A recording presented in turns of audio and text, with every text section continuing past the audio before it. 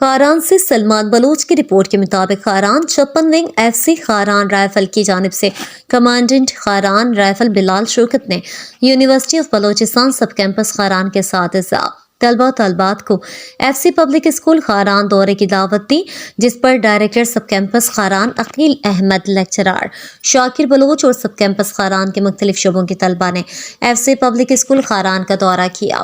انہوں نے X ray روم، OT centre, جناح library اور کمپیوٹر لیب اور دیگر کلاسز کا وزٹ کیا۔ اس دوران کمانڈنٹ خاران رائفل بلال شوکت نے تفصیلی بریفنگ دی اور طلبہ اور اساتذہ کو ٹی پارٹی دی۔ انہوں نے کہا خاران جیسے پسماندہ علاقے سے طلبہ کو بہترین تعلیم کے مواقع فراہم کرنے کے لیے بھرپور کوشش کریں گے۔ انہوں نے طلبہ کے لیے ہر ممکن تعاون کی یقین دہانی کرائی اور ڈائریکٹر سب کیمپس خاران اور اساتذہ کی محنت اور کاوشوں کو سراہا۔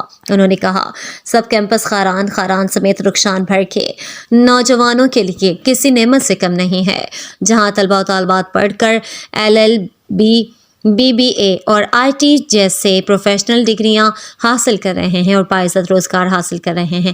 آخر میں طلبہ نے کمانڈنٹ خاران رائفل بلال شوکت کا شکریہ ادا کیا اور کمانڈنٹ نے ڈائریکٹر سب کیمپس خاران عقیل احمد کو بہترین کارکردگی پر شیل پیش کی۔